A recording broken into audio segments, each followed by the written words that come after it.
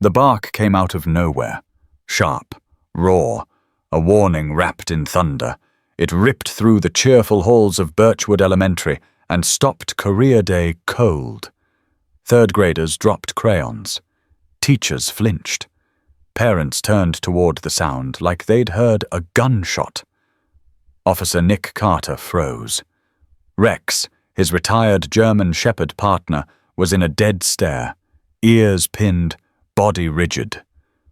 No tail wag, no sniffing the floor like usual, just tension boiling, wild tension. And he was barking, not just noise, rage. Nick tightened the leash, heart climbing into his throat. "Rex, sit." Rex didn't sit. He barked louder, fiercer. All that fury? Directed straight at the second-grade teacher standing at the front of the classroom. Miss Evelyn Moore.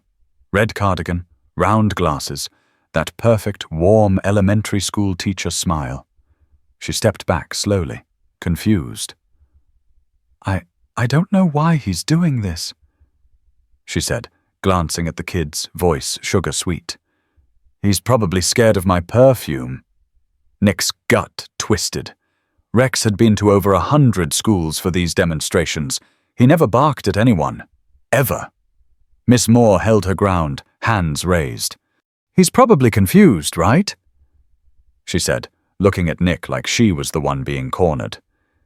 "He's retired?" Rex growled, deep in his chest. One step forward. "Rex, stop!" Nick's voice lowered. Nothing. The dog didn't even blink. In the back of the classroom, a little girl in a purple hoodie Lila Cooper was gripping her backpack so tight her knuckles turned white. She stared at Rex, then at Miss Moore. Rex shifted, not toward the teacher this time. He turned his snout toward the backpack. Lila's.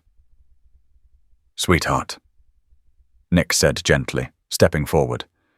"Can I take a look inside your bag?" The classroom froze. Miss Moore's smile thinned.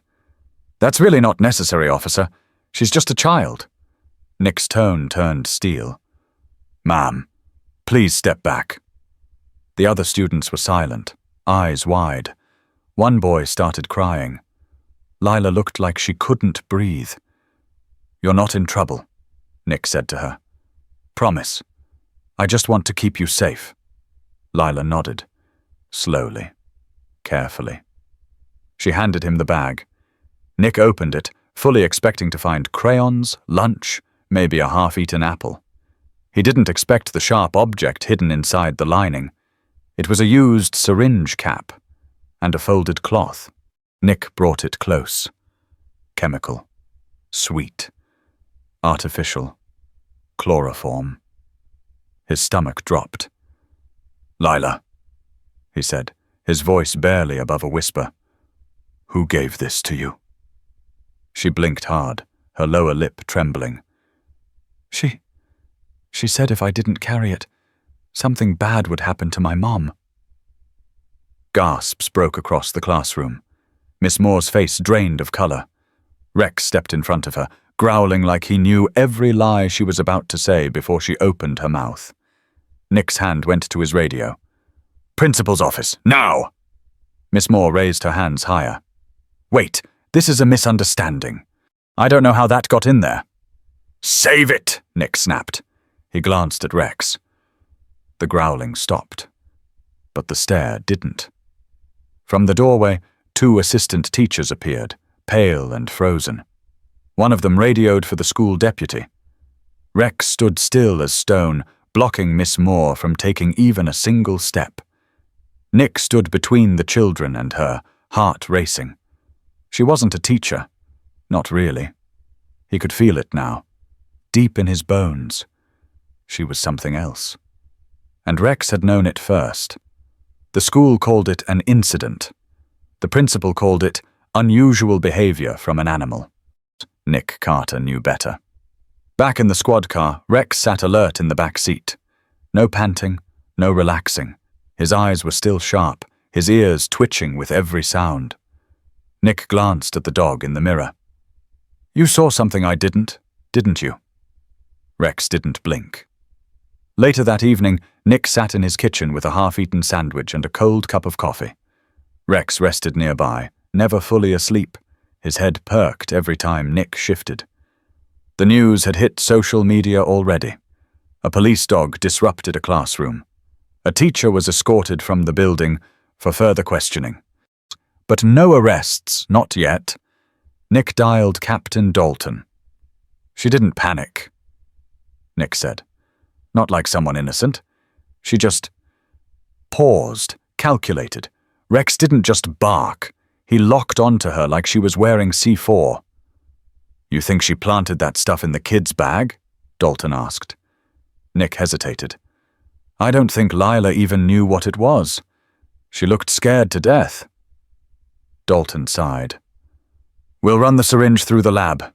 If there's residue, we'll know what we're dealing with." Nick looked down at Rex. Still alert. Still on edge. "Cap, that teacher, Evelyn Moore. Her background check came up clean. But Rex is telling me something else. I trust his nose more than our systems. Dig quietly," Dalton said. "See what turns up, but don't go too far without backup." Too late for that. The next morning, Birchwood Elementary buzzed like nothing had happened. Posters still hung on classroom doors. Kids still spilled chocolate milk during breakfast. But the air was different. Nick returned to campus with a fake excuse. Just another safety check. But his eyes were on Lila. She sat alone at the far end of the cafeteria, picking at her eggs. Her backpack was clutched to her chest. When she saw Rex, her face lit up for a moment, then flickered back to fear. "Hey," Nick said gently, crouching beside her table. "Mind if I sit?" Lila shrugged. Rex sat down beside him, placing his head against the girl's knee.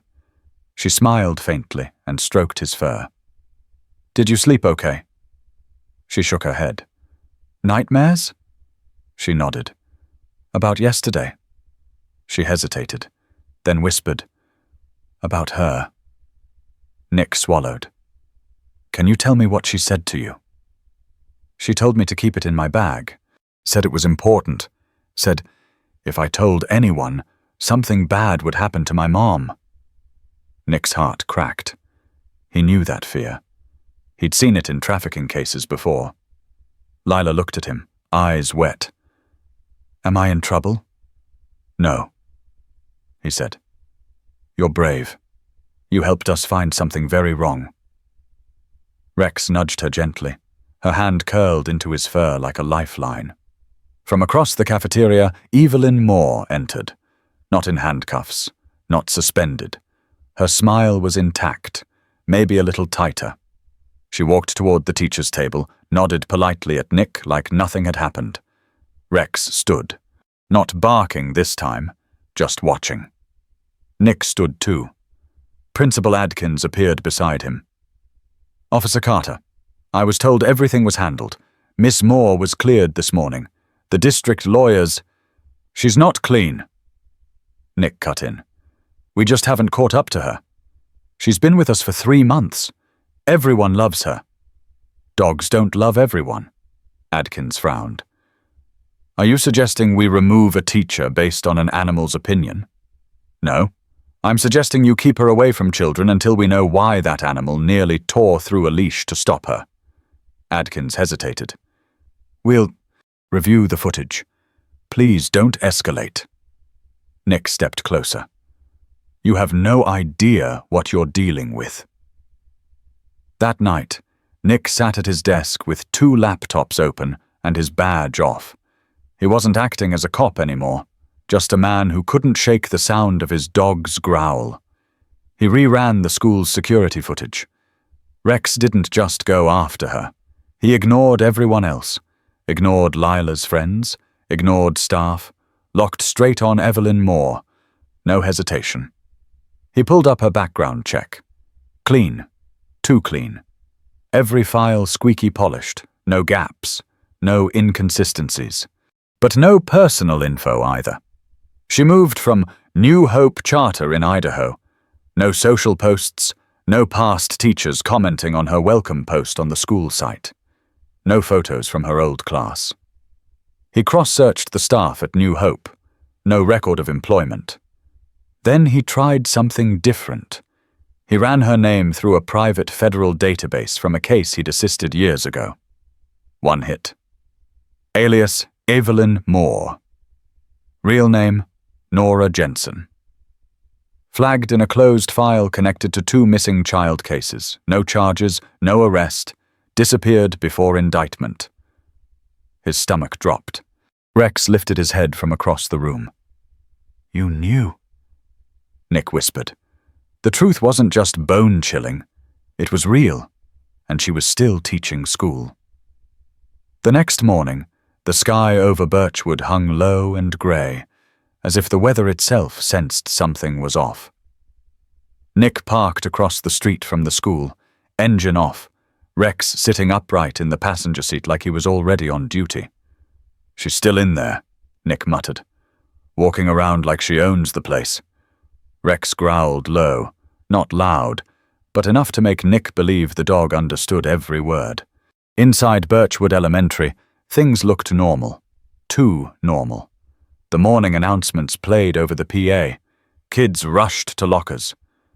Teachers carried coffee and clipboards. But there was a quiet tension under it all. The kind that settles in just before a storm hits. Nick entered through the front office. The receptionist gave him a wary smile. "Back again, Officer Carter?" "Just following up," he said. "Routine."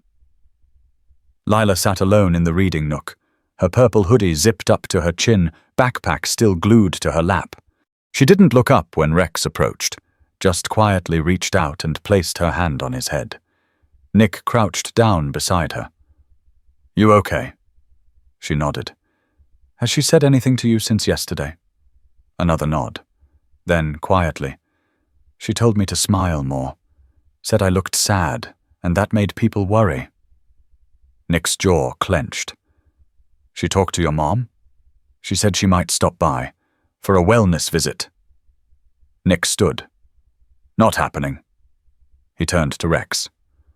The dog was staring past the library window, toward the parking lot. Ears stiff, eyes locked. "What do you see?" Nick asked. Rex didn't move. Nick stepped to the window. There, leaning against a blue Civic, stood Evelyn Moore Nora Jensen on her phone, sunglasses on, too calm. Then, as if sensing she was being watched, she looked up, right at Nick. She smiled. It wasn't friendly. It was taunting. That evening, Nick sat in his apartment surrounded by case files and a pot of coffee gone cold. Rex paced. Not aimlessly, no, he was searching. Nervous. Alert. Nick opened a folder from a case he hadn't touched in 2 years. 2 girls missing from a school in Spokane. Same profile, ages 6 and 8. Mom worked night shifts. Teacher was new. Kind, soft-spoken. That teacher? Vanished a week after the kids disappeared. The composite sketch looked eerily close to Evelyn Moore. The hair was darker, glasses different. But the bone structure, the eyes, it was her. And that teacher had gone by the name Carla Jennings. Nick leaned back, his skin crawling. She was recycling identities. His phone buzzed. Detective Alana Reyes. "You're digging deep," she said. "What did you find?" "I think I know who she really is. I pulled her prints from the mug you handed over, took some pushing, but the lab expedited. Got a hit on an old cold file. Real name, Nora Jensen. Alias count, at least 4. No active warrants, but flagged in 2 states for suspicion in child trafficking ops." Nick exhaled hard. "She's doing it again, Alana. Right now. Here. What's your next move?" "I want eyes on her 24/7. If we wait for red tape, she'll be gone again." "I'll see what I can do. But Carter, don't go solo on this." Nick looked over at Rex. "I'm not solo," At 2 a.m., Nick jolted awake on his couch. Rex was at the door, growling softly. "What is it?" There was movement outside. Subtle. A shadow slipping between trees. Nick crept to the window. Someone was across the street, standing just outside the Cooper house. Watching. He grabbed his flashlight and gun, yanked the door open. "Police!" The figure turned and ran. Nick took off, Rex bounding beside him like a missile. They chased the shape through backyards, over fences. The figure was fast, desperate, but Rex was faster. With a snarl, Rex lunged and brought the man down hard. Nick caught up, panting. The guy was mid-30s, bearded, nervous, hands shaking. "You got ID?" Nick demanded. The man stammered. I was just walking." "At 2 a.m.? In a kid's neighborhood?" He said nothing. Nick searched his pockets. No wallet, no phone. But in his jacket, folded up neat, was a photo of Lila. And a business card that read, "Wellness Counselor, Birchwood Unified School District." Nick turned to Rex. "You knew again." Rex just stared at the man, unblinking. Plot twist wasn't that the teacher was dangerous. It was that she wasn't working alone. It happened during recess. Nick had come to the school again, under the pretense of updating safety protocols. He didn't need a reason anymore. The tension in Birchwood was thick enough to cut with a knife. Evelyn Moore was still teaching, still smiling, still untouched. Rex knew better. Every time he caught her scent in the hallway, his body locked, low growls vibrating in his chest. He didn't bark anymore. He waited, calculated, just like she did. Principal Adkins had started avoiding Nick altogether. Lila wasn't talking much, but she watched Rex constantly, like he was the only one who understood what she couldn't say out loud. That morning, the students had been ushered outside for recess, while Nick met briefly with the school resource officer. He kept it short. The man was new and green. Nick didn't trust him. Then a scream cut across the blacktop. Nick was out the door before the second scream followed. Rex was already pulling. Kids were scattering across the playground. One of the aides was yelling. Lila stood frozen at the edge of the slide, eyes wide. Nick's blood ran cold. Evelyn Moore was holding Lila's hand and trying to lead her toward the gate. "Stop right there!" Nick shouted, drawing his badge. Evelyn's head turned. Calm. Too calm. She didn't let go of Lila. "I'm just walking her back to class," she called out. "Recess isn't over," Nick replied. "Let her go." She paused, then smiled. Of course. She released Lila's hand gently, almost lovingly.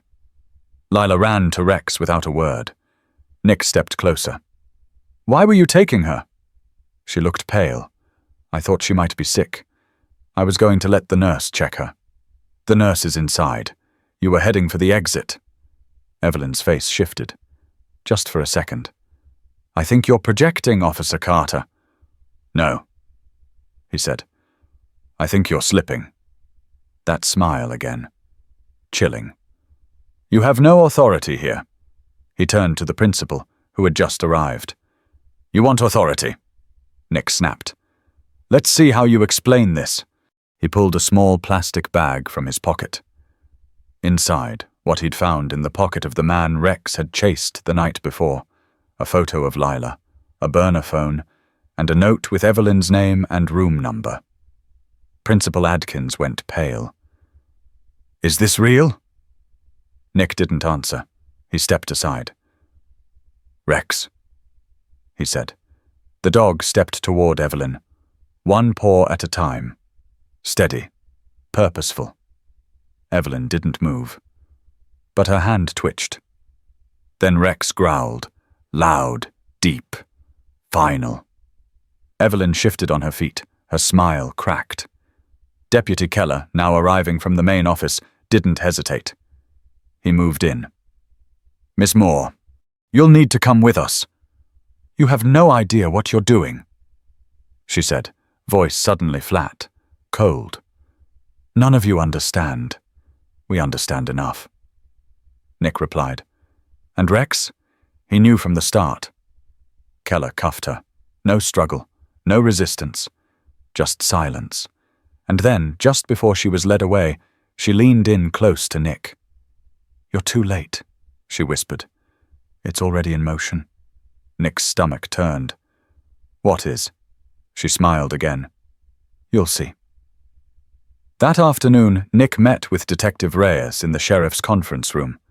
Rex lay beside him, still alert, even after everything. Nick dropped the evidence bag on the table. She's not alone. She's part of something bigger. Reyes opened a folder. We just got a fingerprint match. Her real name's not Evelyn Moore. It's Nora Jensen. She's been flagged in Nevada and Oregon. Disappeared before any warrants could stick. Nick leaned back. She almost walked Lila out of that school in broad daylight. And she wouldn't have been the first. Reyes said, flipping through more files. She's done this before. Always the same profile. Always a child with a vulnerable home life. She gets close, gains trust, then vanishes. Nick looked at Rex. You saved her, he said quietly. Rex rested his head on Nick's boot, eyes still locked on the door, watching, waiting, always. Nick sat across from Nora Jensen in the Birchwood holding room. Her hands were cuffed. Her eyes? Empty. Too calm for someone caught mid-abduction. You've done this before, he said. She didn't blink. You talk like you know me. I do now. She leaned back. Then you know I won't be the one to talk. Nick didn't need her to. He had other ways. Back at the station, he dropped into a chair beside Detective Reyes, who was already pulling up digital files. FBI kicked in her aliases. Nora Jensen used Evelyn Moore for the last 8 months. Before that, Carla Jennings, Amelia Dawes, all linked to schools across 3 states, all with missing kids within a month of her departure. She said something before she was cuffed. Nick muttered. Said it was already in motion. Reyes leaned forward. She's not just part of this.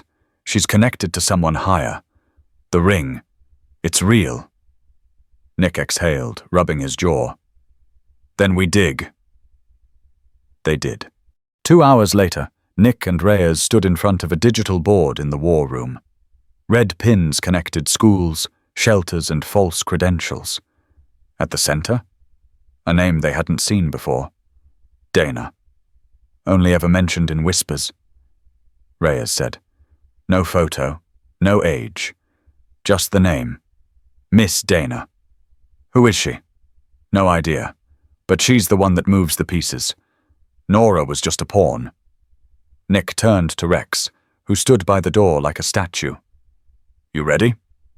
The dog's tail thumped once. Later that night, Nick returned to his apartment. Rex paced by the windows again. They weren't done. He powered up an old hard drive from his early years in missing persons. Case files long closed. Kids never found. One in particular caught his eye. Megan Dorsey. Age 7. Missing from Boise. No forced entry. No suspects. He opened the case notes. One line jumped out. Mother mentioned a new school therapist named Miss Dana. Left the school the same week Megan disappeared. Nick froze. It wasn't a myth. She was real. He called Reyes immediately. She's not just an idea. She was in Boise, 2016. We're going to need a bigger board, Reyes said. The next morning, Nick returned to Birchwood. Rex walked ahead of him, nose twitching. Lila's mom stood outside the school, red-eyed, arms crossed. Is it over? She asked. No, Nick said honestly. But it's safer now. Inside, Principal Adkins had cleared Nick to retrieve Nora's belongings from her classroom. Files, notebooks, one locked drawer. Rex growled the second Nick opened it.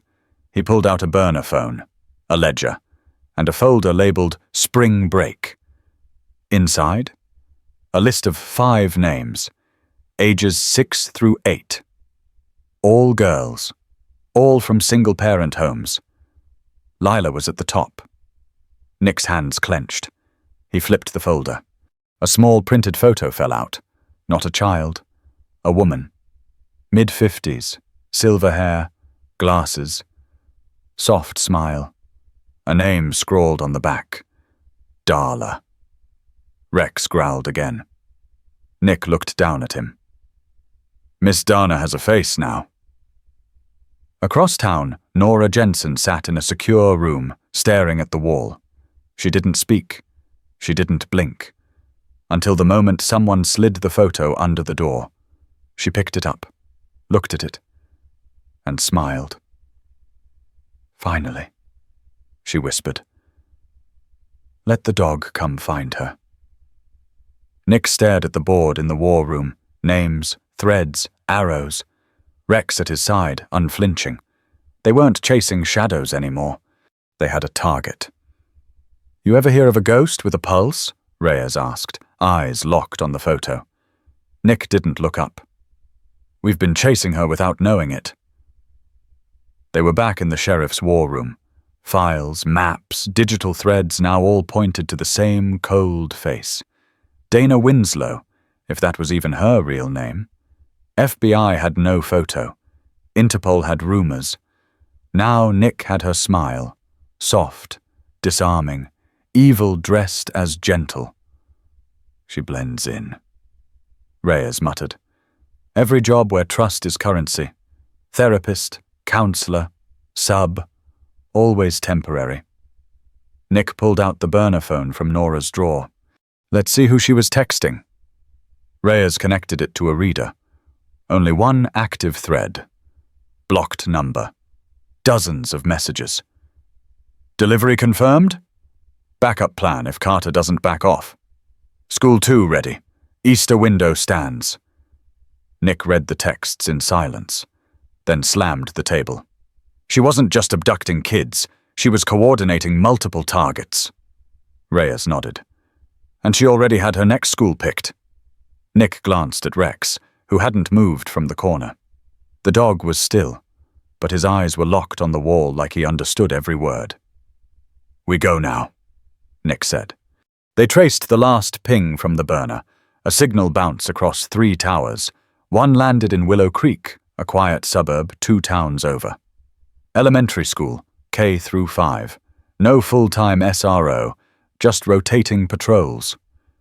Nick arrived at Willow Creek Elementary by 8:15 the next morning. Parents were still walking kids in. The sky was blue. Nothing looked wrong. But Rex's posture shifted the second they pulled into the lot. He stood, tail low, nose twitching. She's here, Nick whispered. Inside, the front desk clerk barely looked up. You're not scheduled, she said. Didn't have time for paperwork? Nick said, flashing his badge. I need to speak to your 3rd grade substitute. She frowned. Miss Ditt? Room 104. Nick turned to Rex. You ready, partner? Rex was already walking. They entered room 104 quietly. Kids were seated. Alphabet posters on the walls. A fish tank bubbled in the back corner. It all looked safe. Then she turned around. Glasses. Blonde hair pulled into a bun. Same smile as the photo. Too perfect. Too still. Can I help you, officer? Nick didn't answer. He looked at Rex. One sniff. Rex's entire body went rigid. Then a growl. Low. Deep. No hesitation. The kids froze. Miss Ditt's smile faltered. She turned slightly toward her desk. Step away from the desk, Nick said, voice sharp. Is this about parking? She tried, still smiling. I wasn't in a spot. Now. She moved, slow, but her hand hovered above the drawer. Nick raised his voice. Don't. 2 uniformed officers entered behind him. Rex growled again, this time louder. Miss Ditt backed away. They cuffed her right there. Quiet. No struggle. Her eyes darted to the kids, then to Nick. "You have no idea what you just interrupted," she hissed. Nick walked to the desk, opened the drawer. Inside, a printed list. Names, photos, notes. Emma Alvarez. Age 8. Divorced parents. Top of her class. She was in this very room. Nick turned to the students. Emma was staring at him, confused. "It's okay," he said softly. "You're safe." Later, at the sheriff's office, Miss Ditt, or rather, Carolyn Dittmer, sat in an interview room. She wasn't speaking, until Reyes slid a photo of Nora Jensen in front of her. She flipped. Reyes said, "She gave you up." That got a blink. "And Dana?" Reyes asked. Carolyn paused. "She doesn't exist," she whispered. "Try again." She never uses her real name, only a phone. She sounds southern, sweet, old, like a grandma in a church dress. "She recruited you?" Carolyn nodded. "I never even saw her. Just voice. Instructions. But she knows everything.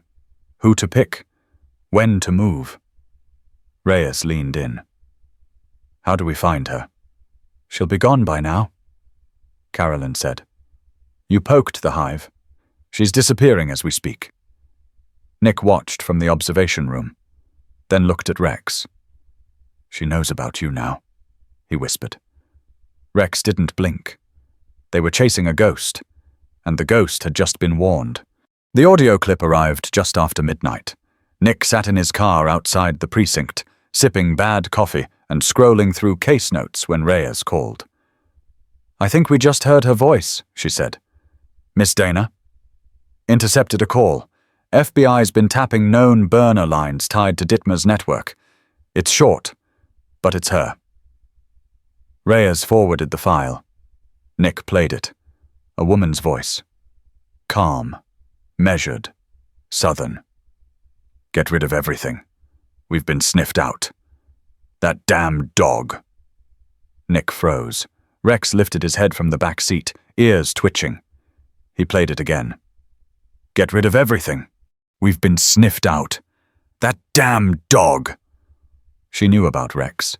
Not just Nick. Not the badge. The dog. They'd rattled her, and she was running.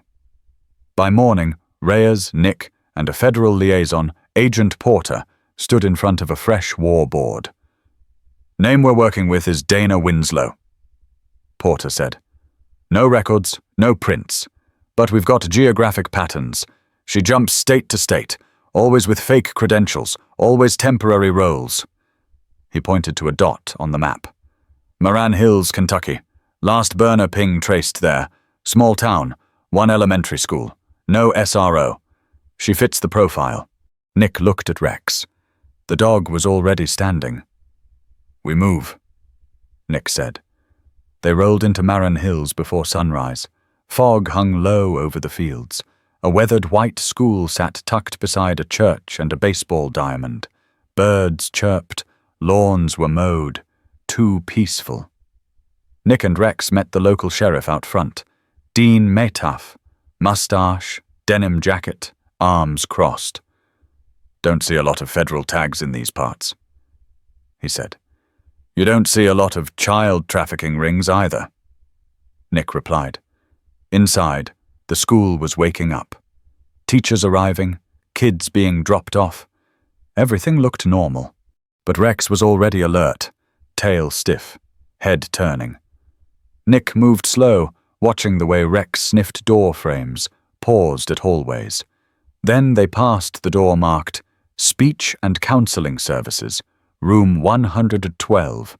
Rex froze, nose to the floor.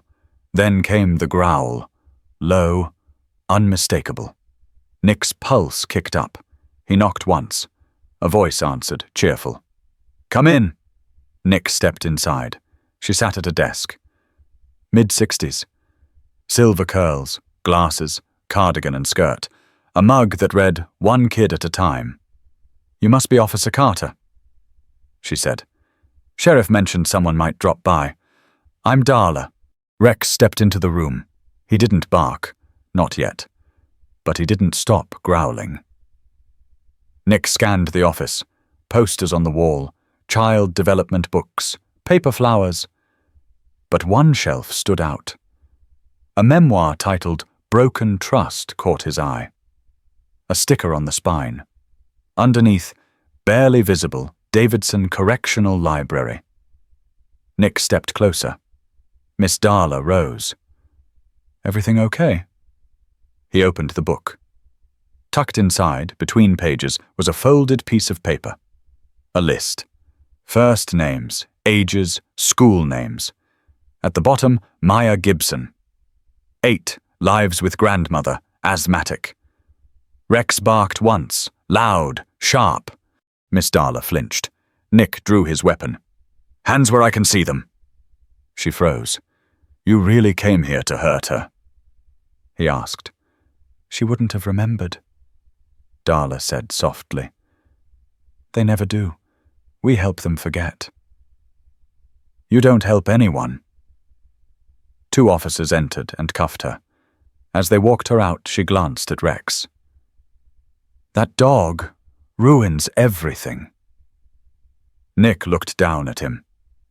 "That's the idea." Later that afternoon, Nick waited outside the school as Maya's grandmother arrived. She hugged the little girl tightly, tears in her eyes. "She never said anything," the woman whispered.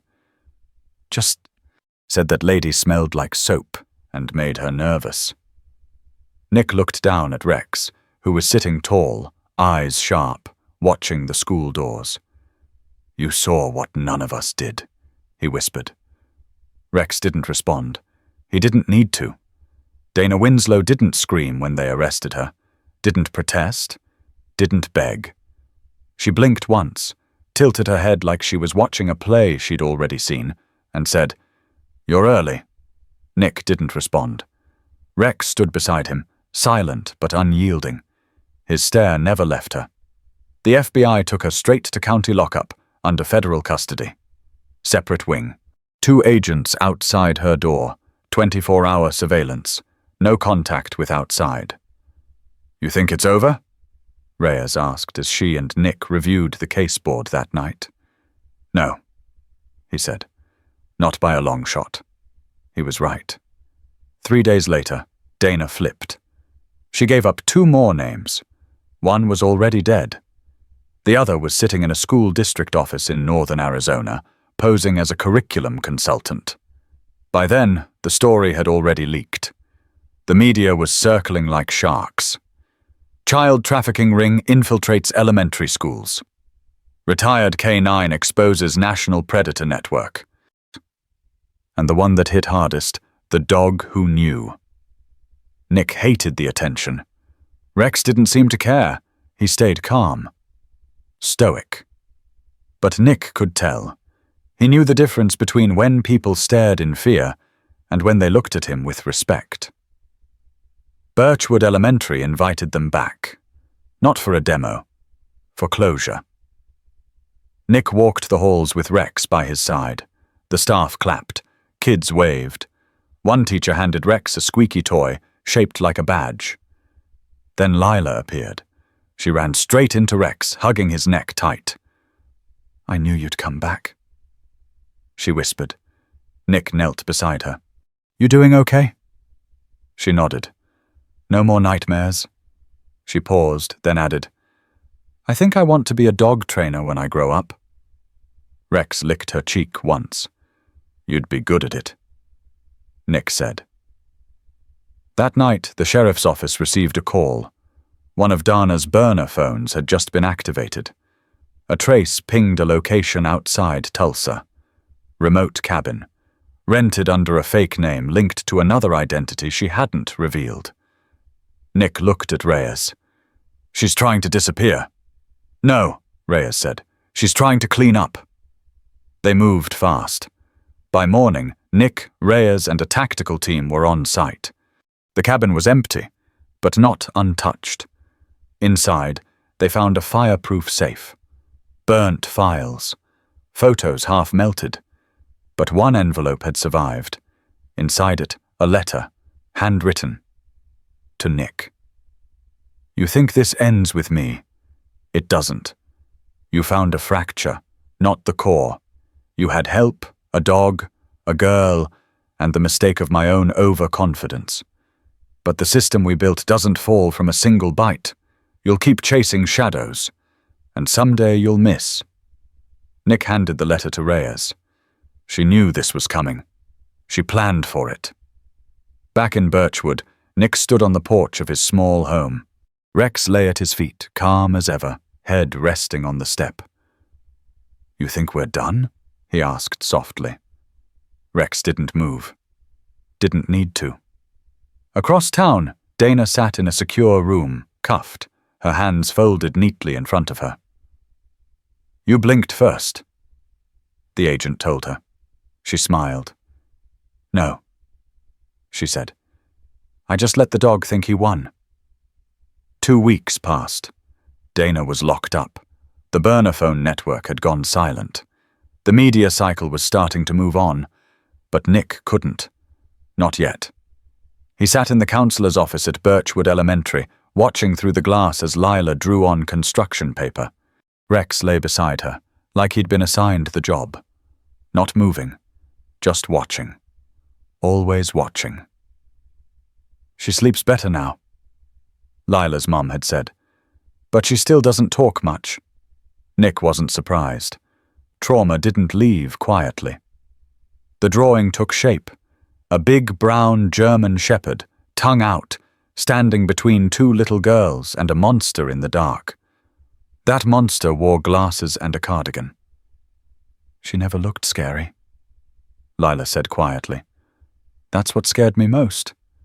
Nick knelt beside her. You knew something was wrong. She nodded. But I didn't know what to do with that feeling.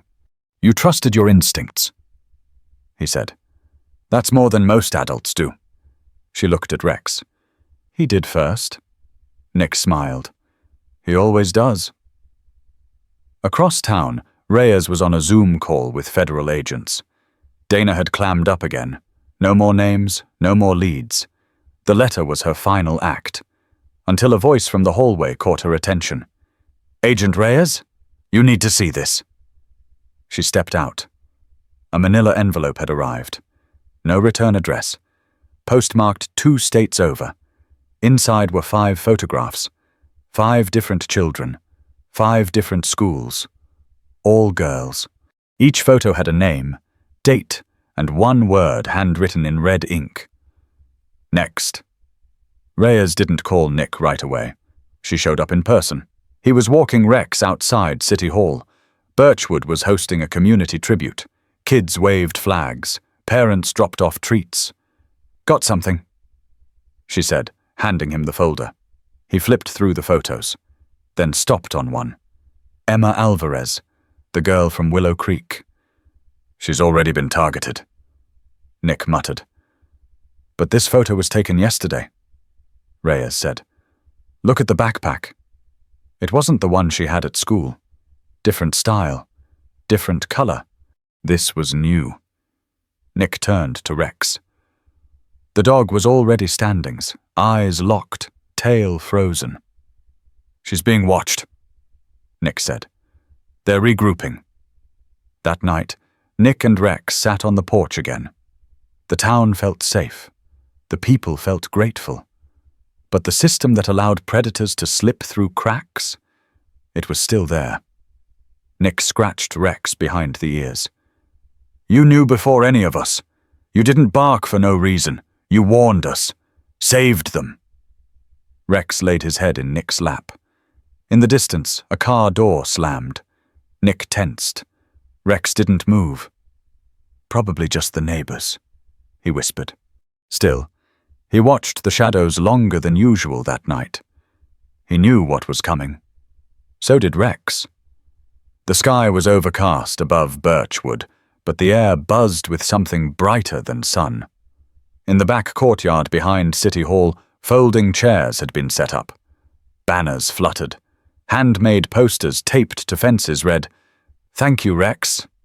Not all heroes walk on two legs." German Shepherd. American Guardian. Nick stood just off stage, adjusting his collar. He wasn't made for this kind of spotlight. He preferred quiet corners, radio static, the sound of Rex's paws on pavement. But today was different. Today was for Rex. The mayor stepped up to the mic first. "We gather here not just to honor service," she said, "but instinct, loyalty, and the incredible bond between a dog and his partner." The crowd clapped. Kids sat cross-legged in the front row. One little girl wore a Rex-themed t-shirt she'd clearly made herself. Then it was Nick's turn. He took the mic, cleared his throat. Rex stood beside him, tail gently wagging, as if even now he was scanning for threats no one else could see. "I've been a cop for 15 years, Nick said. "Worked drug busts, search and rescue, missing persons, but nothing prepared me for what Rex did this year." He paused, searching for the right words. "We all want to believe the world is safe, that schools are sacred, that adults around our children are worthy of their trust." He looked down at Rex. But sometimes evil wears a cardigan and a smile. And when it does, we need someone who can see past it. Someone who doesn't ignore instinct, who doesn't hesitate when the rest of us do. Rex sat tall. That someone was this dog. The applause was real, loud. Some people cried. Others just nodded, holding their kids a little closer. After the ceremony, families lined up just to pet him. Kids gave him treats. One boy whispered, "You're like Batman, but fluffier." Back at home, Nick poured Rex a bowl of his favorite kibble, then settled on the porch. The sun had started to break through. Across town, a dozen schools had begun new safety protocols, more K9 units, better vetting, tighter checks. But the damage from before still lingered. Nick opened the letter Reyes had handed him that morning. A girl from a school in New Mexico had come forward. She recognized Dana Winslow's voice, not her face, just her voice. "Sounds like honey," the girl had written, "but makes your stomach hurt." Another lead, another shadow to chase. Nick looked at Rex. The dog stood, just like he always did when it was time to go. "You never stop, do you?" Rex wagged once. Nick smiled. "Good. Neither do I." He turned to the camera crew setting up across the street. A local docuseries was covering Rex's story. Nick hated interviews, but if it helped people stay alert, if it helped one more child speak up, it was worth it. Before walking over, he looked into the lens and said quietly, "If you've ever had a loyal dog one who looked at you like he saw the truth before you did, then you know." He crouched beside Rex. Sometimes the truth has a sound, and sometimes it barks. The screen faded to black. Then a final message. Inspired by real instincts. Powered by loyalty. Remember Rex. Trust your gut. And never ignore a dog when it barks. Follow our channel for more stories of courage, justice, and the incredible power of the German Shepherd. Share your story, because someone out there needs to hear it. Subscribe to support our mission, and always trust the bark.